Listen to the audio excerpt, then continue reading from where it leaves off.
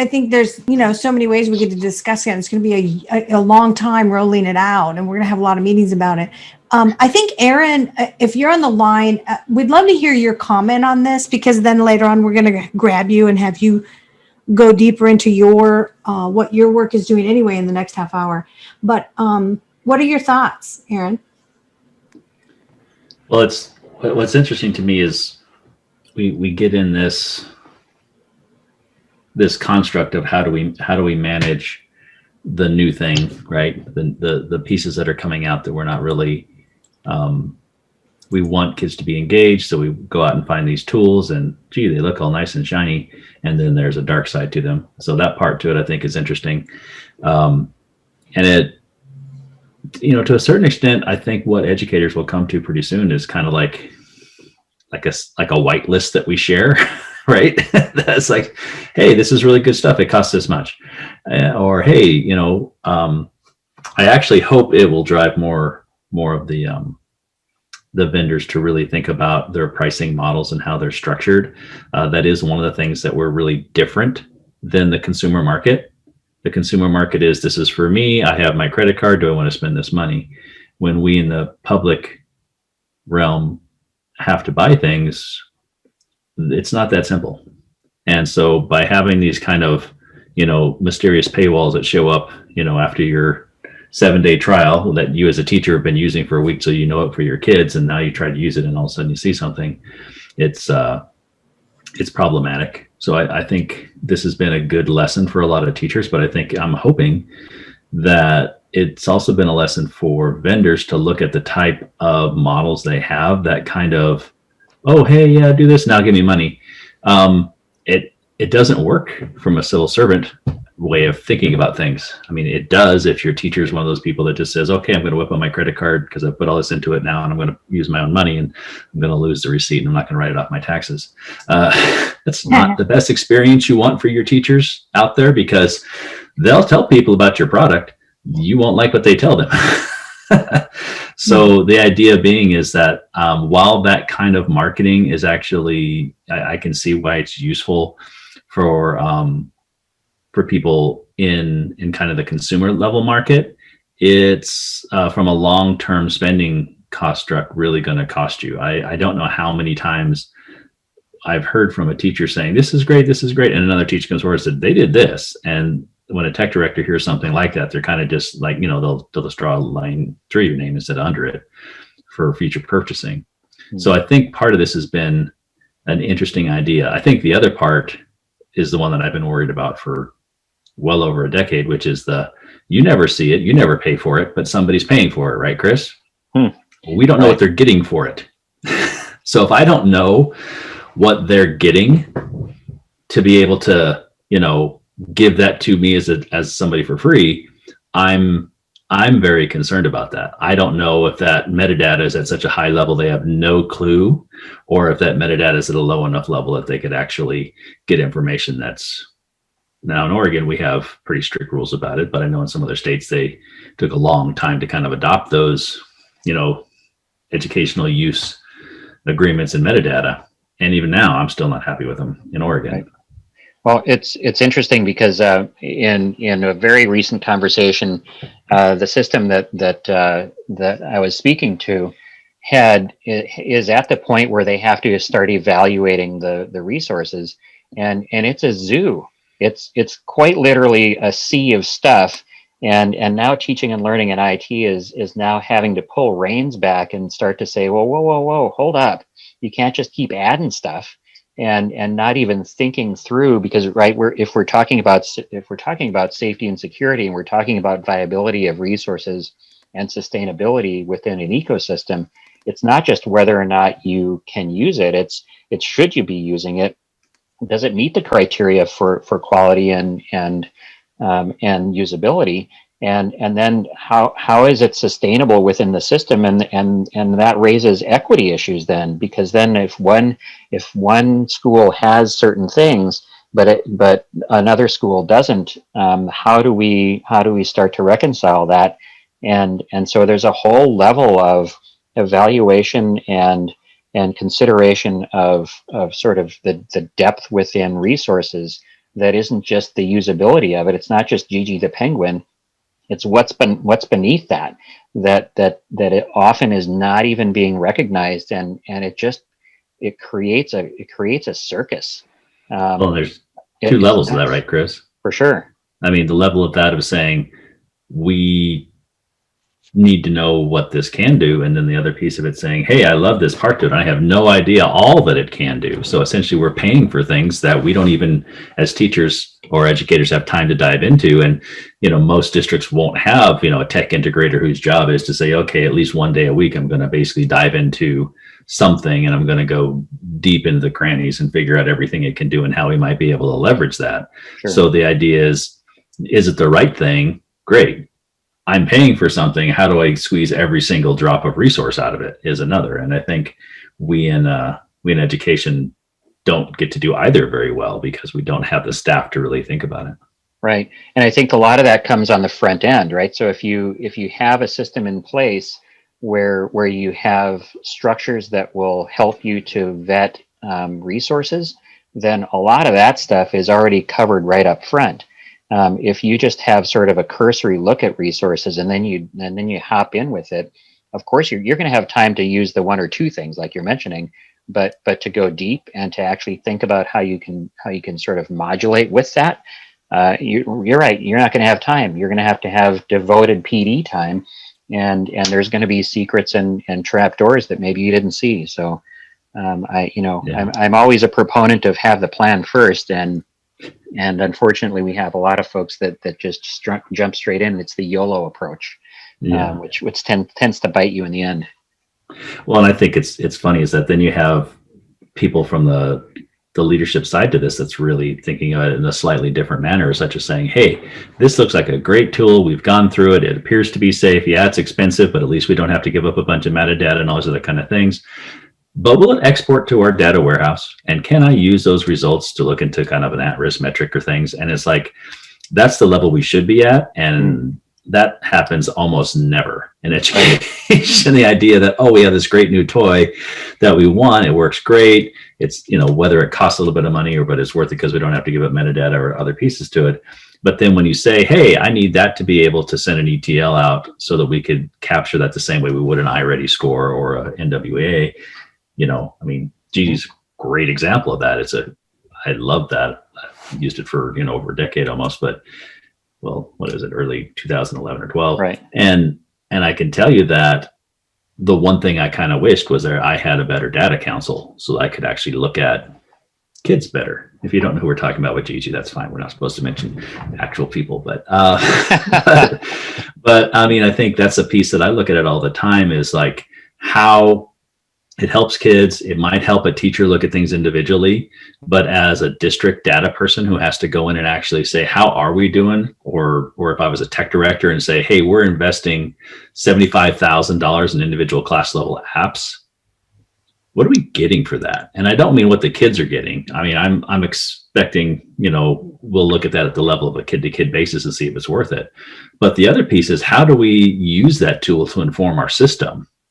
That's the level that I see is just, people who focus on the commercial market never focus on that, Leilani. They never even think about the idea that we might want that data the same way they want that data for their research.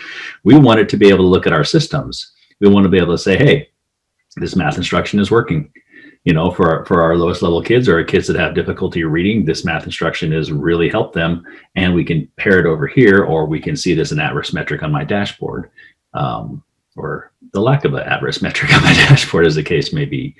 Yeah. So I think that's the other piece we need to kind of go. The next step for us is really looking at, I see it as vendors stepping not so much out of the commercial market, but really thinking about it as if you want to go into more of a public education platform, what are the funding mechanisms that might work for us? But then also, what's the give back when it comes to the data so we can actually use it in our systems? Yeah. And I think that's really critical. And I want to say one other thing before we cut to you, Aaron, for the next half hour. And that is, I'm beyond just the integration question now as Learning Council research. I'm on the question of where does software replace what the teacher used to have to do?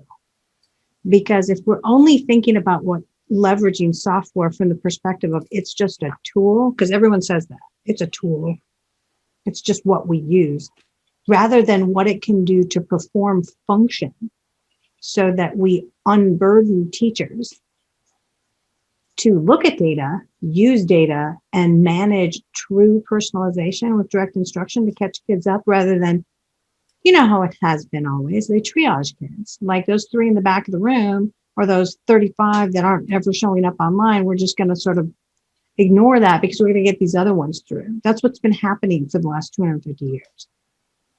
So I think I'm past that question. Is, yeah, integration absolutely is coming. IMS Global is working on that kind of stuff. I'm starting to beat up on some of the vendors myself with our UI UX standards that have come out, and those are in draft, and IMS Global is doing the whole integration work. But now, like, how are we really using this? Not as gatekeeper of every teacher, but direct, and then arraying our teachers into a really proper service structure to actually cause true personalization and everyone achieve. So that's really where my mind has gone. And it is start with data. So I think that, you know, your next half hour is going to be awesome. So I'm going to shut up now. I'm going to have a screen up for you, Aaron. So glad to have you with us, because you're one of the intellectual giants in the market. We're just like so in reverence, and it's so awesome to have you. Do you want to share screens? Yes, I do. Okay, good. All right. So I'm going to stop sharing and give it over to you, and let's carry on. And thank you, Chris. Thank you very much. Yeah, no, you're welcome. This is great. Aaron, this is a great conversation. I think we could spend hours together sort of dissecting things. All right. Okay, over to you, and I'm going to be on mute. Well, before you mute, Leilani, can you at least give me a thumbs up that you can see my screen? All right, good job. Hello, everybody. My name is Aaron Cooke, and I am the Program Manager for Data and Analytics for the Southern Oregon ESD. And when I was talking with Leilani and Doug about this these last 2 days, talking about transitioning to hybrid or other pieces, one of the things I said is we seem to want to focus on what we're doing with students, which obviously we need to do that and what tools we have. But there's another piece to this that's a huge investment, and that's what you do with your staff. So this brief talking with is essentially what's the investment and what's your return on that, and how efficient are you with presenting it? So we're going to be talking a little bit about just managing professional development resources for efficiency and long range use. The idea is, the time you invest in your PD, is it a long-term resource or is it not? So real quick, I am going to, if I can get there. Yeah, it's going to give me grief. Great.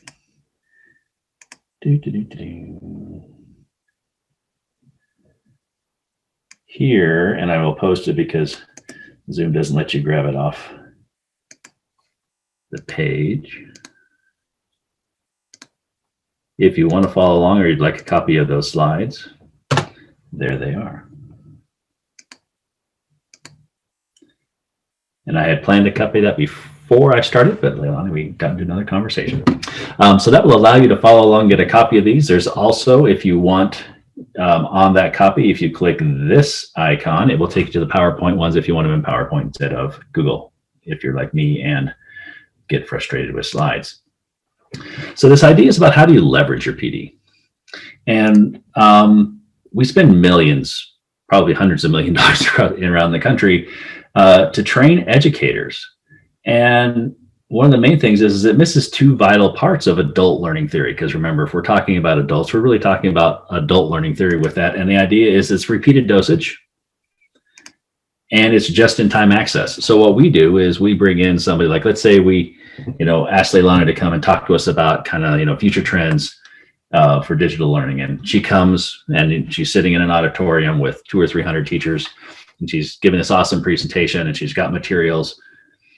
And then she leaves, and we don't do anything after. As a principal, I don't have people reflect back on it.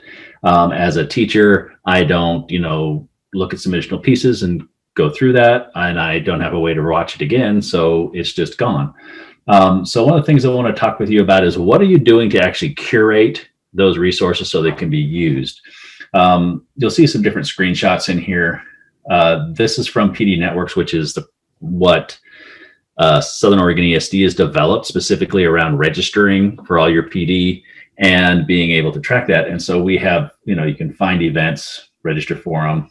It's a homepage. I'll show that to you a little bit later. And we've actually developed, essentially an app or a way of collecting all this for large scale conferencing. But what we are really focusing with people right now is the idea of saying that if you were inside, you could collect all that. And we would want principals to basically do a drip campaign after the fact to go back to those resources and have teachers reflect on it or use them over time. All right, so some gifts of the pandemic.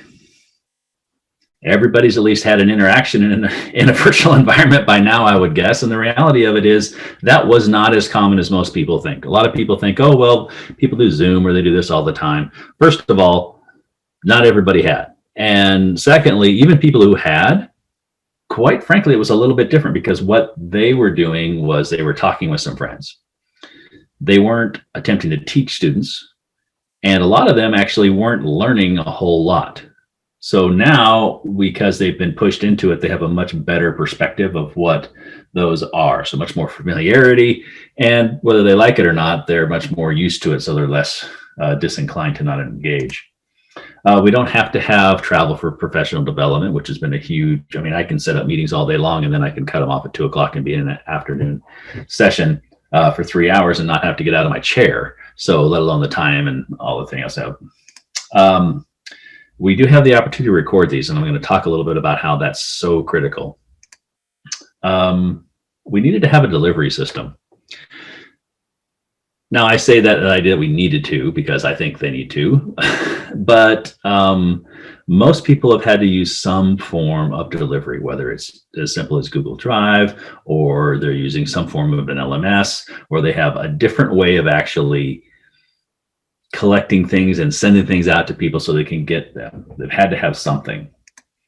And most places have really looked at investing into some way of actually storing and accessing digital resources. So they train people in Google Classroom. They bought Canvas or Schoology or some other LMS, D2L, which Blackboard, any of those kind of pieces. So they've looked at a huge level of investment in a way to actually store digital resources. So they've got some way of doing it. And the question is, if you've got all those things, are you using them to basically save your PD? Or are you just going to throw it away after it's offered? Essentially, throwaway PD is the tradition in education. The idea that we bring someone in, we're hoping it's going to spark enough of an interest so that, educators will invest themselves. They will attempt to do something that will further their practice. But a lot of times it's what we, used to refer to as drive-by trainings or some idea. It's a one-time thing or it's a short-term thing. And then afterwards, there's no direction to actually reflect on it or even have access to if you want to go back for it. So I'm going to give two examples. One of them is a more traditional model. And this one's actually even more updated than a lot of people do. So in August of 2019, Southern Oregon offered its first Equity Summit. So we spent about just a little over $30,000 in speaking fees. On top of that, we had to get a venue. They charged us only $2,500 because we met our $10,000 minimum meal requirement. And so that's what we had on those pieces. We had to purchase an app, though, for $6,000 for a 2-day event. And there's a lot to that. We paid more money because we didn't want people having to fish through several hundred events to try to find ours on a more generic one, which we could have got for somewhere between $2,500 and $3,000. And we wanted to white label it. But that right there was at least something. People could come to this training. It was 2 days. They could go to breakout sessions. And we were able to basically capture their materials so they could go back and they could see those materials or get to them. And it was accessed only through the app, which, while I won't mention the names of this particular company, their PC, their desktop experience is lousy. And so you had to try to get it on a phone or get it on some other aspect and then send it to yourself, or you had to ask for a passcode every single time you logged in to try to do that. And it was very problematic. But what it did allow us to do was at least to hold on to materials. Fast forward 1 year. In 2020, we weren't able to come together face to face. We weren't walking around a facility. We weren't looking in different rooms. We weren't doing those pieces to things. We had to be virtual. And because we had spent so much money on that app, we were saying, is there a better way for us to do that? So, and the reason was we were going to be spending quite a bit of money. 2020, we spent about $62,000 in speaking fees. We didn't have any venue costs. We didn't have any meal costs. But what we did was we decided that we were going to actually build our own app, as it were. We had PD Networks for a long time. PD Networks is specifically designed to register people for professional development training opportunities and to store that they attended so that they get all their PDUs in one place. So when it comes time for the licensure, they just pull up PD Networks. They have a list of everything they've taken and they can go from there. What we did was we expanded it. We enhanced it in a way that what we could do is we could turn it into the same thing as an app that we would actually control. We could control the experience. We could maximize it for PC-based interface. And one of the nice things about it is the recordings and resources are stored indefinitely. We can have them as long as we want at any time. This is a product that our educators in our region interact with all the time, and they can go back and they can find anything they have to look back on pretty easily. And it has this universal web access. So it was allowed any teacher anywhere to just bring up their PD Networks and they can go in any of the events that they've gone to. They can look at materials that if we've got them there and recordings if they're possible. Now this part of it's new. So they're old ones. We're obviously not going to go back and get a recording that didn't exist, but moving forward, the idea is we've got all those resources. And the reason it's important is because as an administrator, not all of my teachers were going to go to this. But if I wanted to use John Cronapple's work on belonging through dignity in my building, I can go in and I can pull up that recording. I can send it to all my staff and say, I want you to watch this 1 hour keynote. At our next staff meeting, we're going to have a discussion about it. Come with these pieces. We're going to see about how we're going to implement it. I can do a drip campaign of cutting it into little pieces between the breakout sessions I did or other pieces and make an entire series of it. At the ESD level, we can do that exact same thing. We can grab the recordings.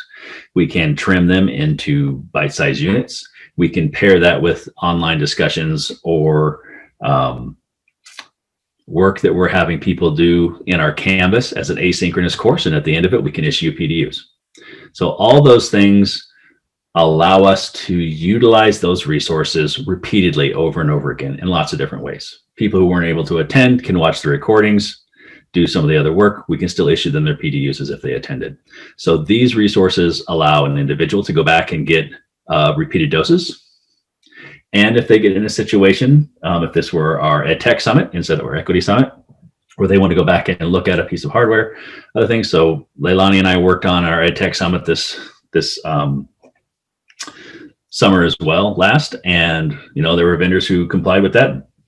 Those advertisements will be on there forever. So it's actually a gift that keeps giving to vendors as well. But it's a nice thing for a teacher or a tech director to be able to go and watch something after the fact when they need it just in time. And so those are some pieces that are really important. So why are we kind of going with this? So these are some screenshots of how this works. So you can just, there's a navigational bar on the left. Let me grab something so you guys can see this a little bit better. All right. So in these screenshots, you can see there's home and there's my agenda schedule. There's a bookstore, speakers, the keynotes, breakout sessions 1 or 2. Each of these are listed. When you open them up, what you'll see here is that here's the discussion of the session. Right now it says view session recording. It used to say join session. So that would be where you'd store your link for getting into the session. All the materials, everything is actually housed in one location within this interface. And it allows people to easily navigate around what would have been a multi-day conference virtually, easy access into the sessions as well as for the materials. And afterwards we curate the recordings as well. And that being able to do asynchronous learning after synchronous learning is actually really important for an adult learning theory concept. The idea is that I'm going to get exposure, initial exposure, but then when I have my own time, when I'm going into it asynchronously, I can reinforce that. So the learning set's a lot better. I can also use it with others in a reading group or other places where we're going to go into this and dive into the materials and do some practical work. So while we hope that individuals who attend these things can go backwards and study it and dive into them, one of the things we're really promoting through our curriculum directors and building is to say, find a thread within these work that we do and work it into your own building level PD. You know, you can shrink videos down to smaller just caveats of it, turn what is, you know, a 1 hour keynote into about 3 20-minute or 4 or 5 vignettes that you're going to use as you talk through with your district to be, or with your staff to be able to discuss it. And the idea is you can use this in lots of different ways. This is one of the big ones that we are working with now is we're actually remixing it. So we would take this learning opportunity, we would remix it within an LMS. And that allows us to basically pull out pieces from different parts, make little vignettes from the recordings, pair it up with discussion boards or other types of project-based learning, have them turn in reflection papers, other pieces to that in an asynchronous manner that goes just with them, or in a cohort-based model where they're going through the LMS as a cohort, doing that work collectively. So remixing those resources into a new form is actually a really helpful way for us to do this work and to make it much more applicable to an adult learning pattern. And the nice thing about this is by using it all in one system, it collects the PDUs. So a little while ago, we were talking about e-transcripts for kids and that wherever you go, there you are, and you have everything that you've done and you can just send it forward. This works exactly the same way with TSPC and how we would work in educators in Oregon. And quite frankly, most of the country uses some form of a concept of a professional development unit. This will record all of them in one place, allows us to set what they are. We can create new events for remixed courses and give them additional PDUs. Lots of different pieces that we've been able to modify with this, and PD Networks works really well for us managing it. Now, you guys, you know, you may not have something exactly like this. In fact, I'm guessing almost none of you outside of Southern Oregon do.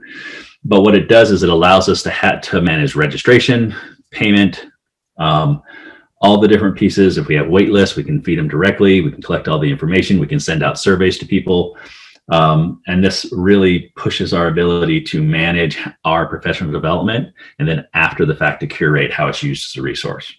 We can also front load the resources in for things like internal web pages or other pieces that we can look at. I'll show you one of those in a minute. All right. So as long as my internet holds up.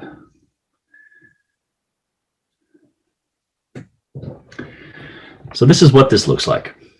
And I'm going to run you through essentially what we've done to curate this. Now, we're not a business. We don't, you know, look at this as a profit construct. We are looking if there are other ESDs in Oregon or other places who would like something with it. There's no reason for them to redo it. We're looking to share those resource aspects, but I want to show you the general concept behind it. So if I had anything upcoming, like right here is the Southern Oregon White Anti-Racist Educators meeting. So it's going to show up on this calendar for the training I have. Now, I can view that upcoming training. All the upcoming trainings would be in this top window. I can look at any of the trainings I've done for this year. The nice thing is I can go back to any one of these pieces. I can print off a PDU certificate for the individual class, or I can print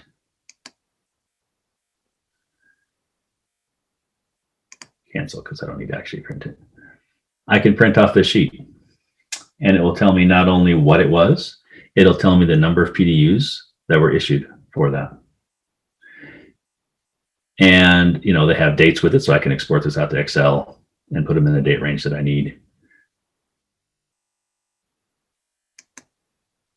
So any of those are available from printing the entire list. Now I'm going to come down here to the bottom so I can show you. It will save things for a long time. I don't know how many of you really need to know about a PDU from 2008, but if I needed to, there it was. I actually didn't work at the ESD at this time period. In fact, I've had, I think, 4 jobs since that particular time period, but it still saved my PDU that I got when I was in 2008. What I'm going to show you real quick is the other 2 kinds of curation that we're doing. So one of them is just within PD Networks itself. So if you were going to register for this class, now down here, it's going to say unregistered because I've registered for that class. But if you were to log on, you would simply hit register and it would automatically register for the class. But then from a flipped classroom model, I can have you go to where we're storing resources for the session we're going to do. And have videos we want you to watch, reviewing, some of the guides we're going to look at, other pieces. So all this can be done beforehand, and it's all managed by simply putting links into the initial piece.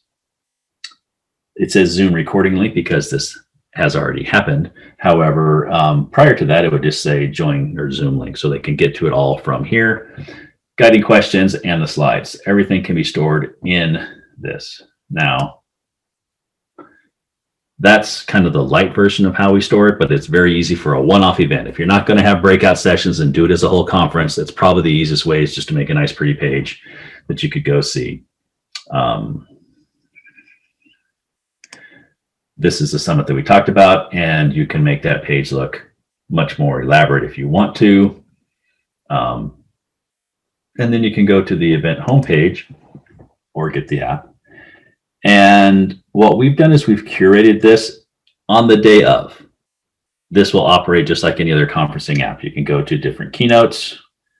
You can go to the sessions you want. And any of those would essentially have included in them. This would say join session until the session has been recorded. Once it's been recorded, we're going to add the session recording here and then all the materials. So you can modify this. The nice thing is you guys can go see this. I will get you the information here in a sec. But what I want you to look at, Aaron, that was one of my questions is you gatekeep the front end of this or just the registration point? Up to all. Okay. So I can lock down an event so that if you register, you get to go and you can't get in if you're not. Mm-hmm. Up to, because we are a public entity, some of these events, I don't have to have attended and neither do you. You can just go and see that and you can watch the recordings because it's for public use for educational purposes. You obviously can't use it for non-educational purposes or commercial-based purposes, but we use this so that other educators can actually use this information. It's been curated for you, and that's on purpose. So, in other words, it's not gated at the front end for who gets to go see it. No, public. It can be. Okay. So we gated it. The beginning, what we do is we say, okay, until after the fact. Normally, like the day or two after we have put all the recordings in and things like that, we open it up so that people can go see it. Prior to that, only people who have registered can go to the site. And so you won't be able to get into the Zoom. You won't be able to look at any of the materials unless you have registered and participate in the event. Mm-hmm. Once you've registered and participated in the event, it depends. We have the option, quite frankly, of saying we want this to be open, or this is more of a, because we've worked with somebody who says you can't have it open for anyone, you can only have it open for people who attended, you can only have it for a certain number of days. All those things we can play into, and it's very easy for us to control it on the back end. And then what about, but for some of this, what about Pay Portal? If some of them are charged for, or is sort of a universal thing for all of your already paying in districts? Both. Okay. So we serve 13 districts. Right now, we have the ability to charge them if it's a small charge, or charge some of them if they've bought an additional PD module that would be covering for some of this, and others won't ever attend on a case-by-case basis. But we also have the ability for somebody outside of our 13 districts to pay for this. And essentially when they register, they'll either be free or be paying. Now, what we are working on for this summer is differentiated billing, which would allow us to say, Lane ESD has purchased a site license for up to 25 seats. They get a code that can be used 25 times. And so when you go in to register, it will ask you for your code. You enter your code, and that's like being paid. Or you go to the credit card. Or, you click on Bill My District, and if your district has approved for that, then we can bill your district with an invoice. So we have multiple ways of doing it as a paywall for events to cover the costs of some of these when it's outside of our area. Okay. You have any other questions about that piece? Yeah. How long does it take you to code? I mean, you have an outside coding house, right? But we do. You mean the UI for people to put in information? well, yeah, this has got, it's got a Shopify paywall, right? So this wasn't a instant Right. coding thing. This was heavy lift code. No, but the gist behind this is that we needed to be able, for several years prior to COVID, this was kind of, how do we get this to work properly? Yeah. And the lucky thing is I started working here and needed it for certain PD that I was giving. And we were able to essentially get basically up and running about December of last year, Okay. which was fairly fortuitous. Because as we moved forward, we were just augmenting and adding certain aspects to this. Now we had a different way of paying for it. Basically, you went to our online bookstore and you bought a book called, Web PD 101 or whatever it is, and we automatically registered you that way before we get some of the differentiated billing pieces. So yeah, we've done in-house pieces, but it's, the PD Networks piece is, like I said, there's PD Network stuff in there for me from 2008. So the actual back end of this has been spread out over multiple years to build in the registration piece to it. The new piece to it is the home pages, which is the conferencing app aspects of this, which realistically aren't that difficult. They're, not to be mean, but they're glorified web pages with hot links, but they allow us to store stuff in a manner and you to navigate it. Yep. But it's all put together. Yeah. So other question. Now that it's been in use for a little while, are you experiencing, because we're sort of experiencing this, less live and way more asynchronous? I wouldn't say way more. I think what we saw was on the day of, we had really good turnout. And what we've seen is probably somewhere between 45 to 60% of the people who were there live have re-engaged with it at some point. We've had some people who have re-engaged dozens and dozens of times. And when I reached out to them, they're a building principal that said, no, I had all my people watch this clip and I cut this out, and we've done it as a series over the last 4 months. Okay. So, what I've seen is the idea that there are some people, but since there's going to be a lag, we actually are trying to get recordings up kind of like during the course of it. But that was kind of a new piece to be able to pull it out. We could do it real easy if we only wanted to stay for the short term. We do it in Zoom. So it's like you get 180 days. And if we were fine with that, all we ever wanted, that would be fine. But what we do is we actually draw it down, put it on our own server, and use that link. So we know it's never going away just when somebody might want to see it. Yeah. And so that takes a little bit of time. But yeah, it's not... I haven't quite got to the point where people are saying, I'm not going to go to the conference these 2 days. I'm just going to watch it as I can later, because it's not immediate. But we've had lots of people who weren't able to go, who said, hey, I wasn't able to go, but I registered. And we said, okay, so you're not marked as attendance. Here's what we need you to do. We need you to watch the 6 keynotes, watch 6 breakout sessions, and do X, Y, or Z, and we'll mark you as attendance so you can get your PDUs. So we've had a real call for that. But we've had much more of a call with a cadre of our administrators who basically have kind of led their teams to watching certain aspects of this, or for them downloading the videos so they can remix them into vignettes or different pieces. Yeah, well, I like the structure of this. I'm thinking also you may want to even pull in some outside session, right? Like some other, things that are being done by the outside world, being able to pull them. Yeah, we do some of those.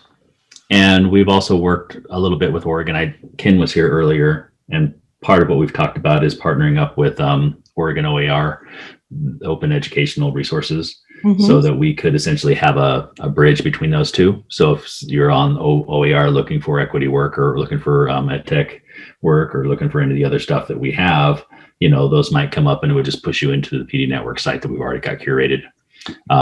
We could potentially find some if we wanted on there. I mean, we could push these recordings if you wanted to through it. So yeah, I mean, that's where we are. Yeah, it's interesting because, you're a membership organization, so people have paid in already to get these resources anyway. Exactly. I mean, we're paid through the warrants. So essentially, you get credit. So your district gets credit with the ESD to use how it wants, and then a certain portion of it stays at the ESD for regional wide access. Oh, okay. Okay. Well, We're not a private holding at all. We're a government entity. We're just like a school district. Yeah. Yeah. And there's a lot of those all across Texas and the BOCES and the New York area.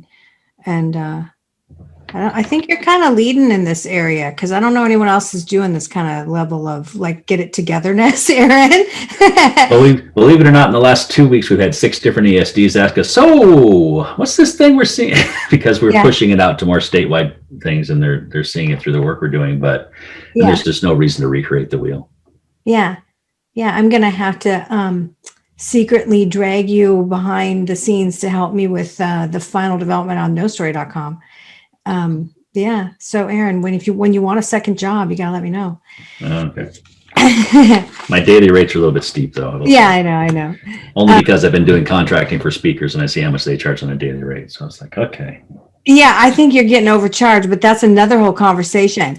It's a lot. Not with the people we're hiring. I'm shocked, but yeah, I mean, I look at some other people and it was like $28,000 a day. I was like, okay, yeah, moving on. Yeah, moving on.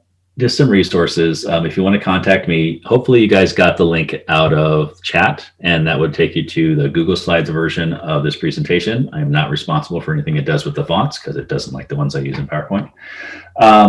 But this information should be fine. So you can go to SOESD, that's our homepage. PD Networks here, which is just, we'll let you in to see the actual backstory for PD Networks and give you some information. If you click on this one that says My Events, it will work for you if you make an account. Okay. And then it will show you the exact page that I had, and you can register for events if you want to or could attend. We do quite a bit virtually, so if you want to, they're pretty much open. Some of them aren't open for free outside of our district, but some of them are. And if you would like to go to and look at the Equity Summit, I put it on here. So if you click on this link, it will take you to the Equity Summit, and you can actually look around and look at the recordings and materials that are up. We also have the mobile version. So I love this. Here. I love this response to the need and all the innovation. This is awesome. And I'm sure people are going to reach back out to you, Aaron. Now, are you going to stick with us? Because we have about 20 minutes open that we want to have like open discussion. Sure. Yeah. But no, I was planning on being here. Okay, good. Well, I'm going to have you go camera off and take a break, because I'm going to pull on John Long from learning.com briefly. Yeah. So you don't have to be on camera for the whole time, Aaron.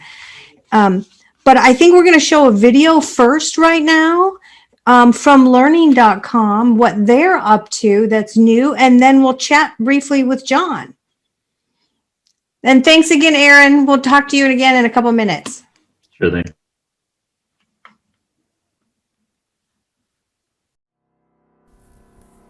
The future of work is changing. Now students are expected to graduate with a foundation in digital literacy and computer science, so they can use technology, create digital artifacts, and design solutions to some of the world's biggest challenges.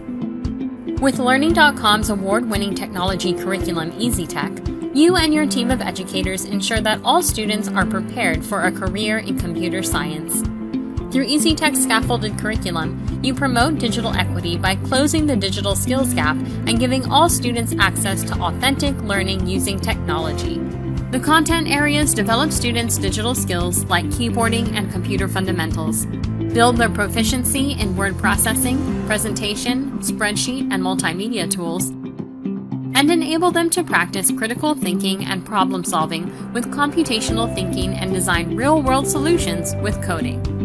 Across these content areas, students have hands-on and collaborative practice using digital tools and skills that are the foundation to successful technology integration in the classroom. Developed by educators like you, EasyTech has an ISTE seal of alignment and is aligned to national and state-level computer science, digital literacy, and technology standards. Your EasyTech subscription gains you access to its comprehensive curriculum, which features elements like digital lesson plans with an interactive interface that individualize learning based on student performance, hands-on and collaborative projects in which students create original digital artifacts using real software programs, pre- and post-grade level tests designed to measure student growth, and discussion opportunities and other formative check-ins. The program saves teachers time with detailed scope and sequences, pre-built pacing calendars, and digital lesson plans. EasyTech helps your team ensure technology integration in the classroom is student-led, purposeful, and effective with adaptive content and gamified lessons that provide immediate feedback to students. EasyTech is designed for a simple implementation that enables your team to feel comfortable teaching technology even if they don't have prior experience. And with EasyTech's in-depth year-over-year reporting at the individual, classroom, school, and district level, your work is rooted in efficacy.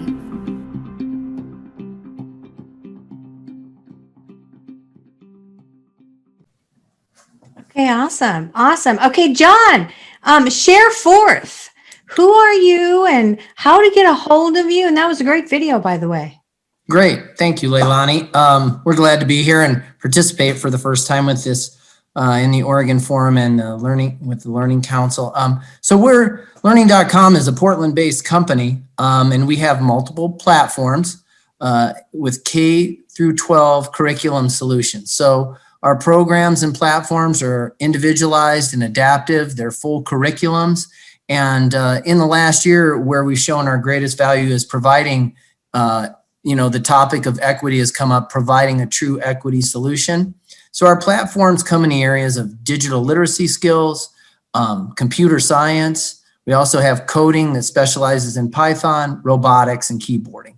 So at this time, we also actively offer summer school scholarships to school districts. And I'm just mentioning that here, any school district that would be interested in a no obligation pilot in summer school or scholarship, we'd be happy to offer that.